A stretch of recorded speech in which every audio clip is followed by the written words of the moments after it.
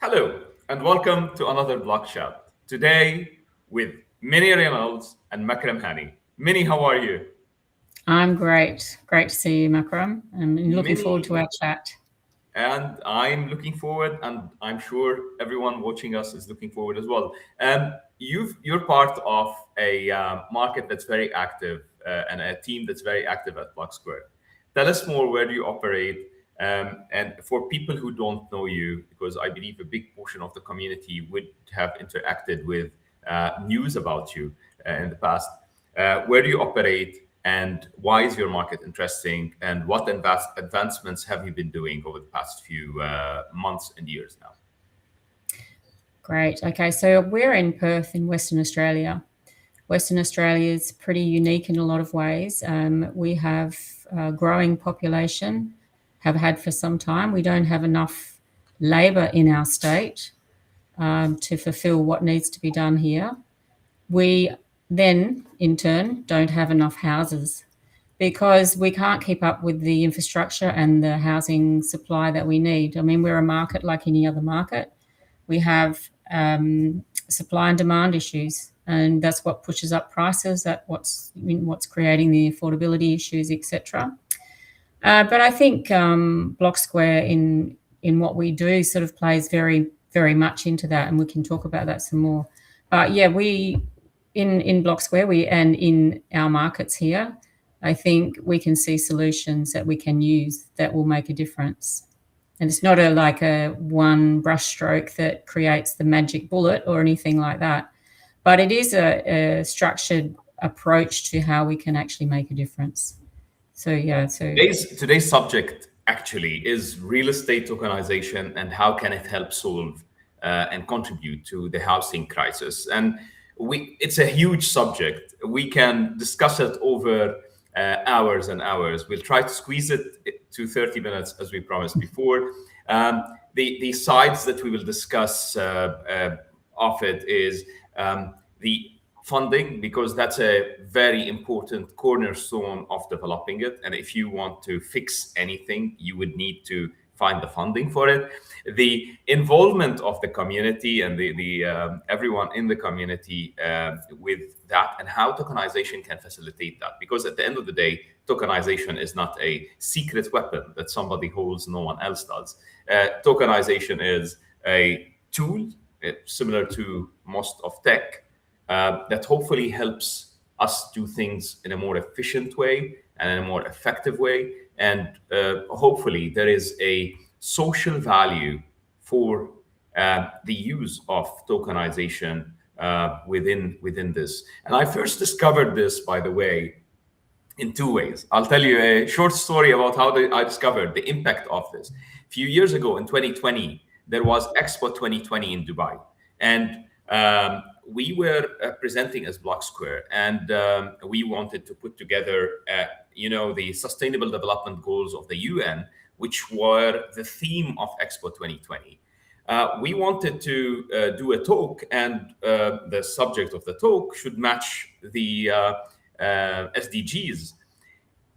So obviously, we try to research and see how can tokenization impact the SDGs. It was a very easy job for us. We actually found that the tokenization impacts 11 of them, and can have a huge impact on 11 of them. And that's not us trying to fix things and stitch them together. It was a very obvious contribution, and one of it is the social housing or low-cost housing. Now, the second opportunity to deal with that was when the European energy issues started after the Ukraine war. And when that started, we wanted to come up with a solution or support with a solution, especially municipalities that do not have the means to fix things while they have the capacity if they use tokenization. And at that time, I was in Ljubljana, and Dennis and myself put together a format for that. And yes, it helps to have 400 of us in a village come up with $100 each. And that at that time was sufficient money to buy enough solar panels to operate some of the things that are very fundamentally needed to be operated in the village. Now here, how does it impact housing? So we will approach it from a funding point of view, community involvement in that infrastructure funding. We have a big problem everywhere, dating infrastructure. We don't have this problem in Dubai, thanks God, but in many countries in the world, we have dating infrastructure. And how can tokenization support that? And at the same time, local capital formations, how to reduce risk, losses that can occur because of the average of us, most of us, my father, your father, getting into investments that lead to huge losses. The detrimental effect, the social impact of that, regardless if it was their mistake, somebody else's mistake, it does not matter. The social impact is huge on their families, on the leaders of tomorrow, on their kids, on everyone. Can tokenization, and tokenization is not meant to remove that. Obviously, speculation may increase with that, and wrong decision making may increase in that, and decision making on things that they don't understand may increase with that. However, can tokenization reduce that impact? Because if you're able to spread your bets, hopefully good bets, over more baskets, the risk is lower. Minnie will be discussing all of that, and hopefully that everyone will enjoy. I will start with asking you, you have a housing shortage in your market. You have also, as I see, a liquidity shortage when it comes to low-income housing, when it comes to affordable housing. And that issue is approximately everywhere because it makes more sense than money for developers and people who have capital to spend it on developing houses that sit in a different category. How is this currently being solved or attempted to be solved? And how can tokenization impact it in your market? I think capital formation is always really tough, particularly now. The world's a little more uncertain than it was in the past. And although real estate in our market has always been something that's been considered as a very solid investment, capital is not flowing like it used to different projects, to different developments, or to, if we could say, governments in terms of infrastructure costs. So I think capital formation is a big one. It means, as you mentioned, about spreading the risk across a portfolio. We have a lot of people with sort of that middle income range who have some disposable capital that they would like to invest perhaps. And they're not looking for massive amounts of rewards per se, because obviously risk reward has to be considered. But they are looking for projects where it could make them feel great about doing their investing. They get a small return.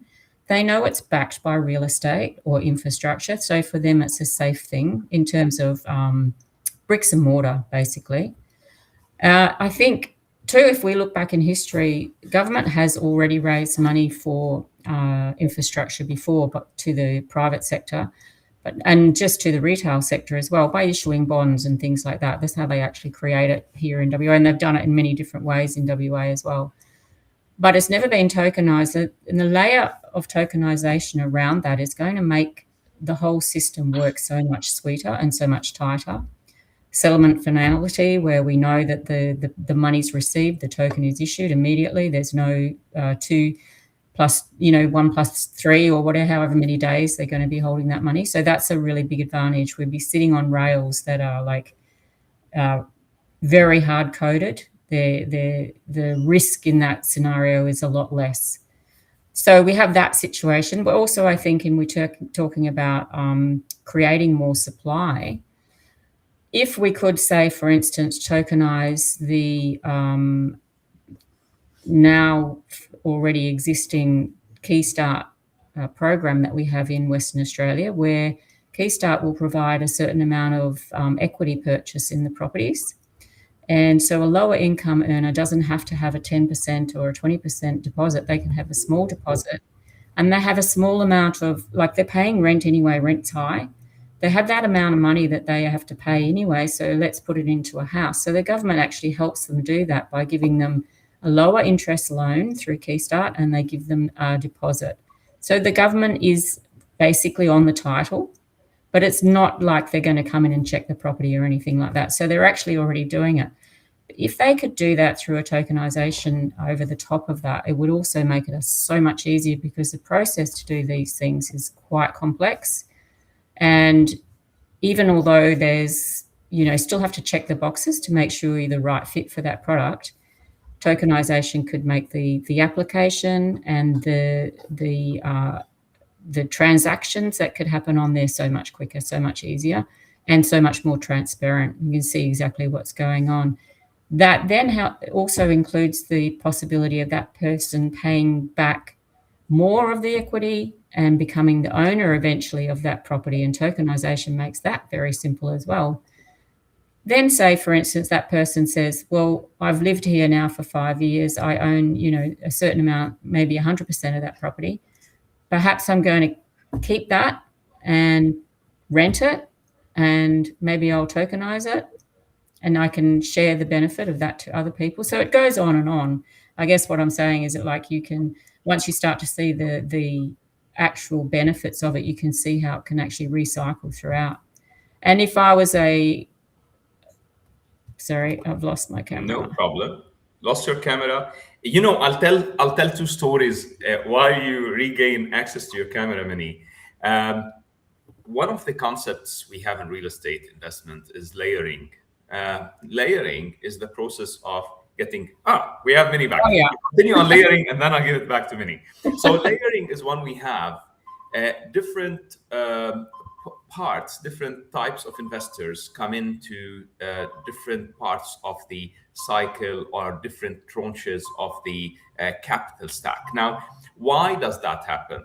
That happens because certain investors are more knowledgeable, accept more risk, can come in earlier, accept slightly higher return than other investors who expect less risk, are less knowledgeable or less sophisticated, come at a later stage where the risk is less, knowledge that is available is more consistent, and they get obviously slightly lower return. And then there is another layer that comes out after. Ability to layer helps you greatly, especially when you're doing something that may have a certain return but may not be the ultimate return.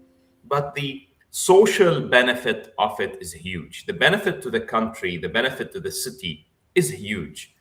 If everyone is stressed in a city, and housing is a very big source of stress, the husband will leave to work unhappy. The wife will go to her job with, rather than thinking strategically for her family, thinking about the coming bill. The mother in the wife is talking to the child, and rather than building him sufficiently in a strategic manner, is actually just trying to pass on something to pass on the coming few weeks. And that stress flows through the system and affects everyone. So it's very important that we realize that and we understand how can tokenization help that layering happen. Yes, the government has a play whenever it comes to affordable housing. However, if the community has a play, the more decentralized you do that, the better it is, the easier it is for the government to handle it, and the more interested people are to protect it. If in your town, if there is 1,000 people who own together, they've built together a park. How did they build it? It was 100,000 tokens, and each bought few tokens. That park, in my opinion, will live forever, because every single person will be stopping his child and his grandchild from impact, because it's owned by them. I paid money in that. I own it. If Yeah. imagine that people own a shop collectively, any of them passing in front of the shop sees something wrong, stops and fixes it. Yeah. If they see the banner not straight, they will straighten it. They own it, and having ownership is amazing. I'll get back to you, Minnie, now. Yeah. So where do Further you on go? of that, yeah, because I think you've really nailed it, Makram, because that's exactly what this opportunity provides. Because ownership's not only about I put money into it, but it's about a sense of place. It's about security, as you mentioned. It's about waking up and feeling like you have some agency over your life. And that does create just a huge impact to the community. And as you said, like if the mum wakes up and feels happy and safe and secure, and the dad goes off to work and happy and safe and secure, these things just have it's like the ripple effect throughout communities. Sense of place, a sense of pride. They're going to look after these homes like nobody else would. You know, they're in their community. They feel a part of the community too. And you mentioned about the park, and also there are like centres in some communities where it's just basically a building with a kitchen, but it's a community centre, and that can be tokenized, and these people can have access to that community centre. Create areas where people can come together for all sorts of different reasons. If it's exercise, if it's teaching, if it's who knows what it is. There's so many things that you could do in there. But again, as you say, when they come into that place, they know that this is important to their community and they've contributed, and they will actually feel great about that, and they will straighten the sign and they will sweep the veranda. And it's not going to be like, oh, we've got cleaners, we're not going to do that. They'll do it because that's what we do. We're humans. I think tapping into the humanity of ownership and of sense of place and safety and security is something that is really going to be a big unlock in every community. And like we talk about, it's like a really interesting situation because we talk about investments, and investments are sort of seemed to be a little bit like, oh, that's for the people with the money, and oh, that's just money to make money, it's capitalism, blah blah blah. And then we talk about ownership and sense of place, but it's essentially there's a big overlap there. That community and the building and the security that people get from that is also giving them a small portion of income as well. It doesn't have to be, thousands of dollars a week. It can be small amounts, but it does actually tie together. And I really like that about tokenization. I think that's a fantastic thing. I think our key in Australia, because we're going through our regulatory situation at the moment, trying to get that clarity around how all this is going to work.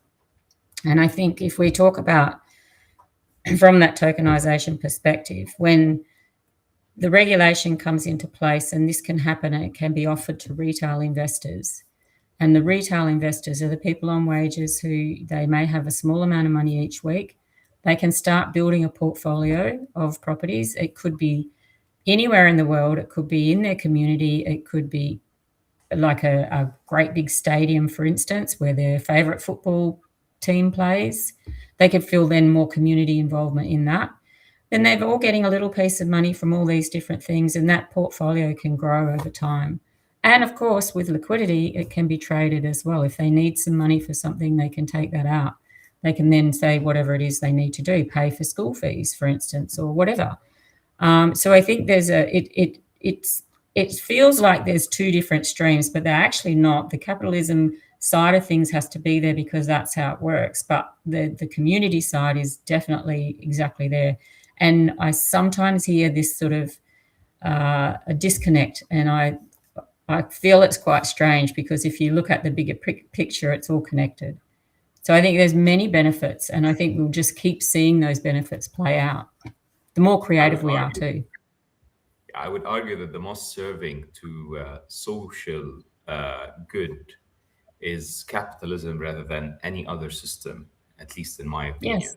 Now, when you look at the cycle, imagine that you have in the cycle the teacher, you have the doctor, you have the architect, you have the chemical engineer, you have the plumber, you have the gardener, you have the helper, you have every one of us in that circle, and every one of us is benefiting of the services that the other is providing. Like, if you are alive, you have kids, you need a teacher, you need a doctor, you need their services.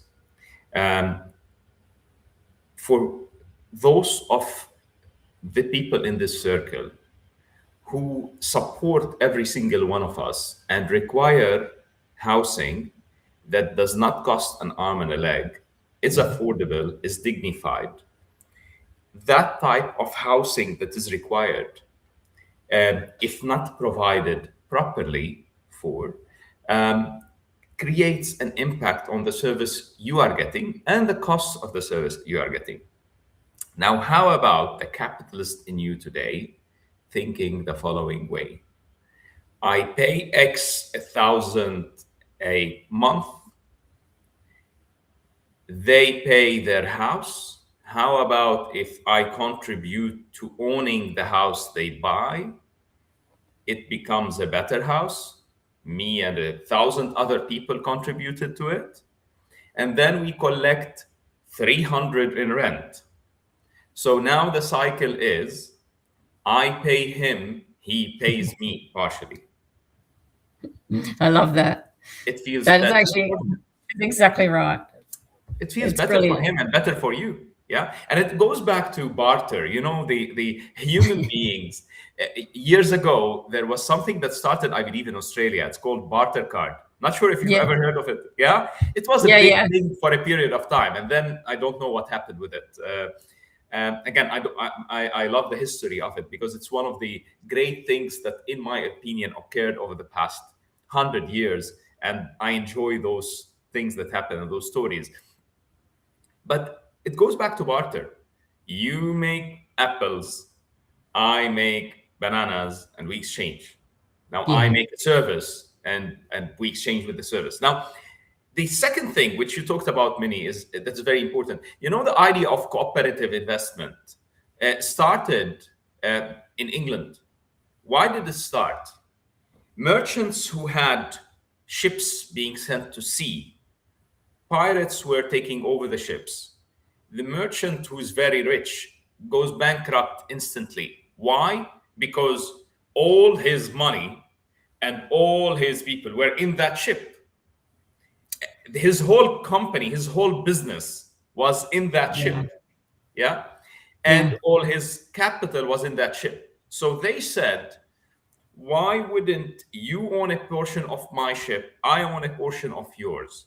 Unless all the ships go down, every one of us is still afloat. Now, everyone is slightly poorer if a ship goes down, but it doesn't knock us out. That's cooperative investing. Yeah. If Yeah. you I love it. own, yeah, if you own, imagine that you have $100,000 or $200,000 put in one investment and one investment only, and something goes wrong, you lost the whole of it. But if you have the $200,000 spread over 200 investments, not that I am saying that's wise, by the way. Yeah. So No, no. I'm not Not advising financial advice. exactly to spread the $200,000 over 200 investments. Keep it in something that you can measure, manage 2, 5, 9, 10. I don't believe you can manage more than that. So if you distribute it, the impact of each will be less detrimental on you, and that's very important. If a tenant leaves, portion of your money is not earning. Not all your money is not earning all of a sudden. So that is a very good beneficial thing. But more so decentralization. Switzerland is decentralized. Yeah. Switzerland's municipalities hold most of the power in how to spend the money in taxes and everything else. Um, that's very Makes important. perfect sense. Yeah, because the people who are receiving the money are the people who care about that density. They may not look at other densities in the country and say, yeah, we need to grow this. It's all mega projects that serve the greater good. No, this serves my community. And it makes sense. So if you look at the areas that you currently interact with in your market, Minnie, because and I believe that many similarities are between your market and many other markets today globally. Now, the idea of affordable housing, the idea of communal infrastructure is common, but and the challenge in that is common. Uh, there may be few differences here and there, but what's a challenge for you today may be a challenge in Toronto or Montreal, maybe a challenge in New York today, and each is dealing with it in a certain way. But there are tools that can help us all, and one of those tools would be tokenization. If you look at the subject matter in your market today and say, if I want to take a challenge that I've seen, apply tokenization to it, what would this challenge be, and how would you have applied tokenization, and what would the outcome, and how would the outcome be different? Yeah, that's interesting, isn't it? I think one of the things that I see is the capital formation for developers, but particularly those developers who do deal with either disability housing or community housing, because that's more difficult to get the funding. So I think if we could help them by tokenizing the projects and actually letting them get a portion of their funding, not just from the tier one lenders and the mezzanine finance, which can be super expensive, and any other sort of contributions from different areas, but also the retail side of it, I think we're actually putting together a capital stack that's more affordable by the developers and more beneficial. As you mentioned before, there's quite often there's not necessarily all those people very happy about what's going on, but if they're involved in it, then there won't be as many thefts from sites or anything like that. So because they're stealing from themselves, like why would they? So I think that is a really good thing, that I can see that capital formation being something that is going to be easier and less expensive. And then developers are more inclined then to create the housing that they need to create, because it's a bit easier for them to get it done.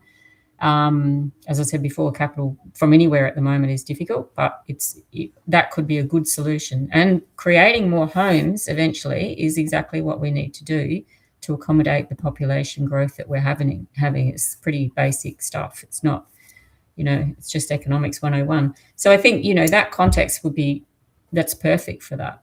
And there's probably hundreds of others too, and I can't think of. But at the moment, I reckon that is going to be something that will make a difference. Let me give you some examples. Please go ahead. Actually already talking to some developers, and they're interested in doing it. They can see the benefits from the community side as well as from their side. And that's the other thing I get, is that, like, quite often the conversations that we have, there's this underlying, I want it to be a win-win situation. I want to win, but not at the expense of somebody else. I want to win and let them win with me. Much like that corporate stuff that you were talking, cooperative owning that you're talking about, is like, we all want to be okay. We don't all want to have everything in one basket, and then one of us goes down, and then, that's it, we're done. We want to be able to spread that risk around as well. So I think, that is a big unlock. And I think too, this community funding of parks, recreation centres, and involvement of the community is another big unlock. And equity, like ability to feel good and great about where you live. I'll give you examples from elsewhere, and I'm sure it applies to your market as well. Do you come from a village or from a town or from a city? Small town. Small town. Regional Okay. town. What's the name of the town? Northampton in Western Australia. Yeah. So I come from a village. In my village, for example, there's no petrol station. Yeah. In my village, there is no permanent clinics. Yeah. It's a village. It's a small village of 5,000 people.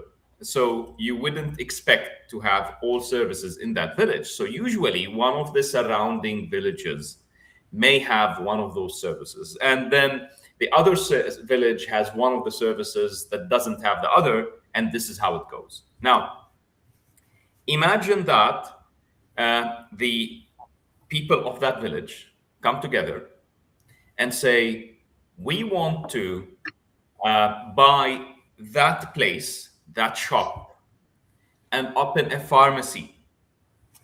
Okay? We actually have a pharmacist that just graduated. We will be giving that pharmacist a job if his father or his family chip in 30% of the cost of opening the pharmacy. Okay? And that's 30,000 tokens. And all of us will chip in based on what we can. And we will own that pharmacy in a way that's easy to create governance, in a way that's easy to run and operate, and in a way that's easy to have distributions on. Now, Yeah, that's great. will that help the town? Will that help that individual? Will it help? Will it serve so many purposes at once? Yeah. Governments all over the world are putting so much effort to keep people in villages, to keep people on rural areas. That's why we call them that. In Perth, for example, there is land that is supported by the government, given sometimes by municipalities, just to have people come and live there. Because otherwise, towns will be emptied and only cities will have occupants, and they will be crumpled and crowded in cities and no one elsewhere. That affects the quality of their lives and everything else. Now, if you give everyone the means to stay, they would stay. If you give that guy a job, that guy will then recruit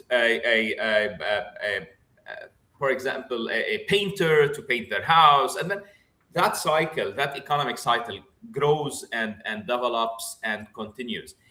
Can tokenization affect that? Yes. Minnie mentioned, you mentioned a second ago, liquidity, the capital availability. You know what, guys? What we have so much of globally is liquidity. There's so much liquidity. We have trillions sitting in money market funds earning peanuts. We have trillions sitting under couches and mattresses collecting dust. That's available. It's not deployed currently for too many reasons. One of it is some people don't know how to, unless you give them something very simple. And here you do. And unless you give them something that they're interested in as well. Because if you give someone an option to earn, similar to what he earns on a bank deposit, owning his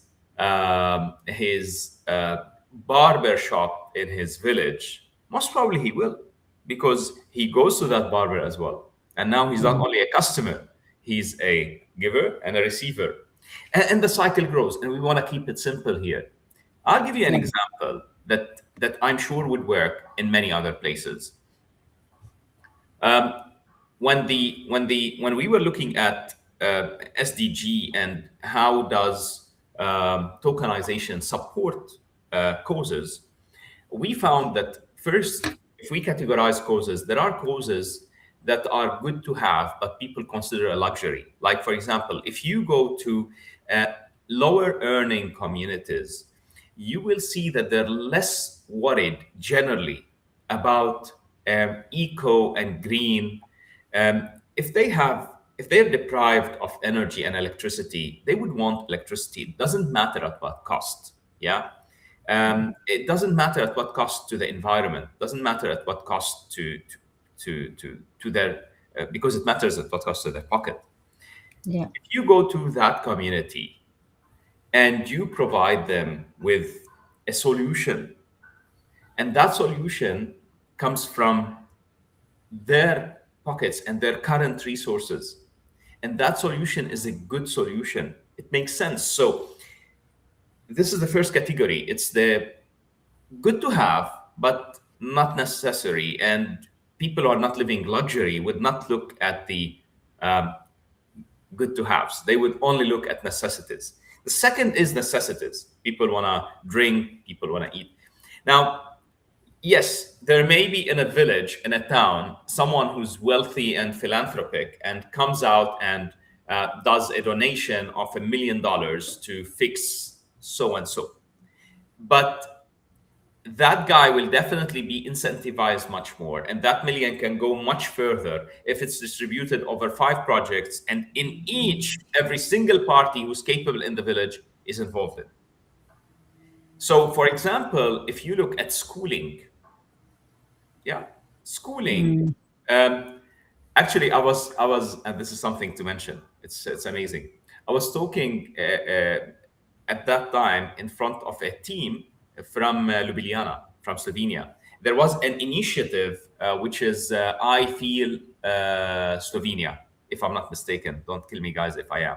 And that's an amazing initiative. It's a government-supported initiative, and they join conferences and join conferences and concepts to put out the idea of innovation in Slovenia and what happens in Slovenia. And I asked a question, and I expected an easy answer for me to build on. So, for example, if your village doesn't have a school, and I looked at someone and said, "Are you from a village or from a town?" And he said, "I'm from a village." A small or a big village? A very small village. And here I was building up, and I was so happy that he's small village. It means he will not have a school. So, I'm sure you don't have a school in your village. Sorry, no, we do. And I said, who is from a small village here who doesn't have a school? And they all looked at me and looked at each other and said, we have schools everywhere. We have clinics and hospitals everywhere. So hats off to Slovenia. And I stopped there. I said, okay, let me go back to my country. So if you were from my country and you don't have a school or a service in your village. So hats off to countries who have everything for everyone everywhere. But that's not the case with every one of us globally. So the ability to create that impact in nations that need that support does exist. And the ability of people who do not live in that, the expats, they have migrated long time ago, but still care about that community, does exist. And all of those are contributors. Now, they can contribute with that part of capital formation in a simple way, as I said, that offers them enough transparency, enough governance, because everything is on chain. Exactly. Your neighbor will not be going on he said, she said, because someone else is doing something. No, at least from a capital structure and at least from a formation point of view, it's clear in front of you. Yeah. And there can't be ambiguities there. It's very clear. Yeah. Now, that will help parties, I believe. Yeah. Yeah, definitely. Look, as a quick example of like the human spirit, and as you said, sometimes there's a philanthropic person who will put forward $1 million, and yes, he might be incentivized, but it's amazing what one person can do as making a difference. It was in Cusco, and the community had a problem with violence and alcohol because they had no jobs, they had bad social situation, and they had children, but there was no school. Now, one Australian lady, I went over there specifically one of the parts was to see her. Now, she has created a school just by getting the guys around who weren't doing anything to just speak to them and say, could you come and help me build something? I want to build a school. So got them involved. So the guys were coming and doing these sort of things and starting to feel pretty good about themselves. They had to get water. They had to, like this is a very basic village. This is a village that, had nothing, no services. And no electricity. And then she then decided, well, we need now to create community around the school before even the students came. So the women would come in and they do women's groups and they do their own crafts and arts, and then they would start selling it. And so what she was doing is getting somebody to take it down to Cusco and to actually sell. And then the other part of it was getting tourists to come over, which is one of the things that I was doing through a trek. And when we got there, well, we did a lot of painting. We did helping. We bought books and whatever we could do, we did. But that one person then started with that school and then created many, many schools in many, many different villages. And as you were saying, like in terms of the tokenization aspect, that is the perfect wrapper to have around that, because that then creates the ability of them to invest in different ways, not just socially and emotionally, but financially as well. Small amounts. We're not talking about millions of dollars here. Small amounts, but the benefits are just outstanding. And I love that circular economy of the people in the village buying the pharmacy and letting the guy start his first job there, and then creating that, and that just spreads and spreads and spreads. Because I watched my small town pretty much die with farming and fishing. Lots of farmers, lots of fishermen. So we had in the early days, there were quite a few shops. We had 3 hotels. There's always pubs in Australia. It doesn't matter where you go. But we didn't have a great big bustling town, but we had a community that worked. And then gradually with centralisation, what happened is people got pulled away from that. So back to that decentralisation and the purpose behind decentralisation and how important it is really that it does create the ability for, and we go back to the barter card, not so much we're going to have a barter card, but we're going to have a system that almost creates a similar thing. We can use blockchain, we can use crypto to actually create almost a barter system because it's peer-to-peer trading. And then we've got the flow on of that for the benefits of the community. And the centralization part of it is always going to be there, and there's a reason for it.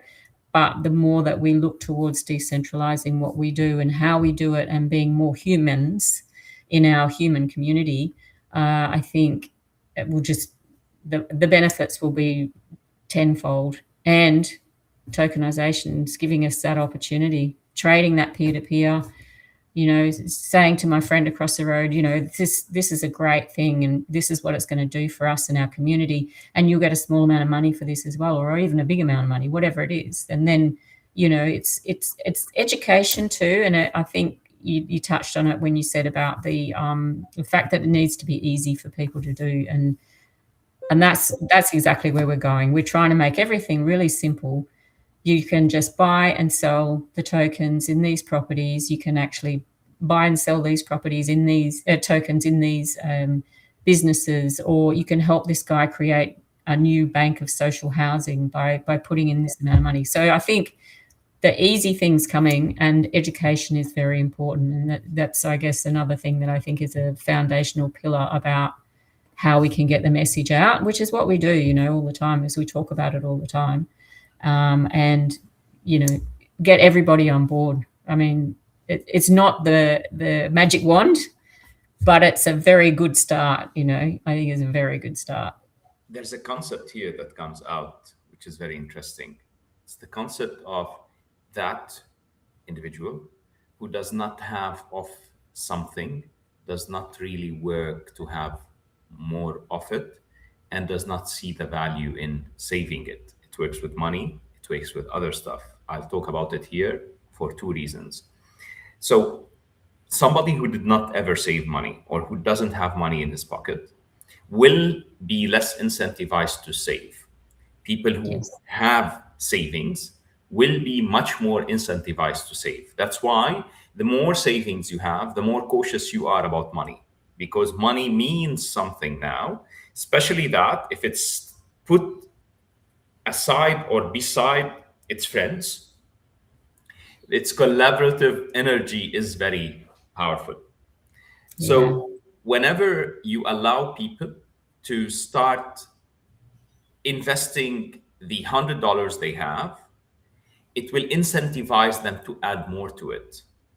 If you don't, they end up spending the $100 on a gadget, and that's exactly what they will keep. I had a friend, a very nice friend, who did a very strange thing that's not advisable at all, but for him it was advisable. He used to take a loan to buy investment, to pay back the loan with interest, and the interest was something like 9 to 11%, which was very high. But he'd done it because for years before that, before he started this system, he never saved a penny. So in other words, if he is not obliged and he doesn't have a payment to pay, he will never save. So if he wants to save 100,000 to buy an asset, he will never get to 100,000 to buy an asset. So what he would do is he would take a loan, buy an asset, and now he's obliged to save. He's paying someone, the bank, 9 to 11% just to facilitate the action of saving for him. So this is what they're doing. It's just facilitating the action of saving. So that's very important. If you allow people to come in with $100, $200, $300, they will save much more to be able to grow their investments, and that's very beneficial to everyone out. The second part of that concept is the following. The example that you've given about the town that had crime, that had issues, where the lady involved parties who had very little to do in town. You know, one of the best ways to get people off crime, of bad things, is to involve them in good things and allow them to have an investment in something good. I'll give you an example which may connect here. And it happened with my wife a few days ago. You know those videos that are very good at dragging you in, and the minute that they drag you in, you watch the first 15 seconds. So my wife was telling me, and I said, this is a science lemma. They gave you a recipe of something that dragged you in, pulled you in. Now you're attached. Now they gave you the first, let's say, 1 minute and a half. It was pleasant and easy. And they're telling you steps, and they're just dragging you to watch longer. The second 1 minute and a half, you've already invested the first 1 minute and a half. You'll not want to throw it away. You will invest another 1 minute and a half. That's good money after bad money. And then they get you to the climax of the matter. They want you to pay $400 to buy a silly thing that has no meaning. Now, that, when you get there, you've invested already 3 minutes. You have very big investment. Now, if there is someone in town who has nothing to do, very little to do, is known not to be someone who's good, he doesn't have any social credit. He doesn't actually identify by being a bad person, by being a guy who's... Now, that person is very dangerous. But you are dangerous if you are able to build social credit for that person, because now he has something to protect. Now you made him invest in the first 1 minute and a half and the second 1 minute and a half. So when the lady dragged the guys who had very little to do to it, now they have a source of pride. They have something to protect. Yes. And as they say, everyone who starts by faking it has a potential, does not always make it, to eventually make it, because they end up believing what they faked. And That's when right. it happens for the good, that's great. Let it be. Okay. So if could be, and if that is something that's possible, why not? Let it Exactly. be. Okay. Exactly. It's just And I think it's basically, I'm really interested in that, that what you were talking about with the how they get you in the first instance, and then what happens next and what happens next, because all they've done really is understand human psychology and the way that we work in our brain. So, and we're in a similar position where we understand that people feel good when they do good. But that, like you said, somebody that isn't doing good doesn't actually know what that feels like yet, or isn't saving yet, doesn't actually know what saving is or how good that makes you feel. It's just having agency and a little bit of control over your life, you know. So, you know, we're not using techniques like that, but in fact, when you have a conversation with somebody, you kind of are, because you know what humanity is and you know how to be human, and we want to help and they want to be helped. You know, that it's just it's a really good space to sit in, I think. Then it just, like that ripple effect, change the world. One token at a time. Tokenization will definitely not solve everything in the world, but No. it's a tool to help you and Correct. me get involved together to solve every single small thing, one thing Yeah. at a time. And it's breaking up that opportunity to solve it, be it the outcome, be it a social outcome or a emotional outcome or a financial outcome. And when you are able to add all of those to each other. The best good that could ever be done is good that reproduces into further good. Yes. I have a rule in my life. I believe that giving someone $500 is not helping him, is generally getting him addicted to something that will not be available tomorrow. But giving him an opportunity to earn $500, you are actually giving him a tomorrow, especially if that can be consistent. So here, if you are able to allow people through a tokenization structure, and you can use any other structure that historically used to be available. You don't need to use tokenization. However, it's proven that crowdfunding, the funnel, loses most of the value within the funnel just because the structure, because of the availability of transparency by nature. So the nature of the structure, you need so much governance, you need so much audits, you need all of those. Those, to be compliant, eat up most of the goodness that is in the Yeah. funnel. You put 100, you get out 30. And that's a problem. That happens with REITs. Whenever you're talking real estate, you look at most REITs run at 50% of NAV. Why? That's one of the reasons. Middlemen. Exactly. It happens in many holding companies, and in less so in many holding companies. Obviously, it happens mostly in crowdfunding. Tokenization is not a magic solution, but it eliminates many of the costs. So if you put 100, you may get out 90. And that's sufficient enough to make it feasible for things that do not earn 40. Yeah.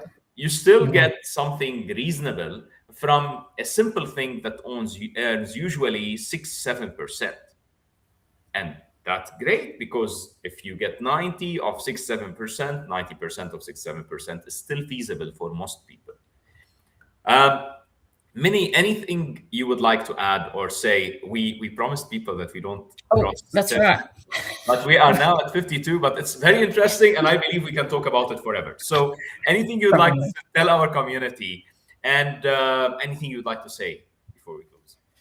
I think it's a really great opportunity to have a chat about this sort of stuff, because I think there's a lot of people that are missing out on the fact of what's going on, and I'm very committed to make sure that people are aware of the available avenues that we have now for them. I guess too, I'd just like to highlight the fact that in Australia, particularly WA, the highest rate of homelessness is women over 50 who are generally divorced and have been left with not a lot of money, and are living in their cars and on the streets. If we can actually make a difference by helping with capital stacks, by helping with ownership, all of those sort of things, even if we help 5 people, 1 person, that's an achievement. I think everything that we have now that's available in technology is just amazing, and I love it all. I think that we've got so many opportunities now to create a really great world where we are doing better, much better than what we've done in the past, and that includes tokenization. So I just want to thank you, Makram, because you're one of the leaders in the space and you really talk about this in the best way. And I'm just really pleased to be on the journey and to help as much as I possibly can. Thank you, Minnie, for all what you put in, and the team there. You're introducing Blocksquare in a perfect way to everyone. Guys, as an infrastructure provider, our duty is to find ways for our infrastructure to be used best. It can be for the good, and whenever it is for the good, it's good. And hopefully it's always for the good, because even profitable avenues are good. Why not? Do you hate profit? I don't. Thank you. Thank you so much, Minnie. Thank you for everyone who's been with us today, shared our energy. And Minnie, we will definitely do more of those in the future. Have a good day.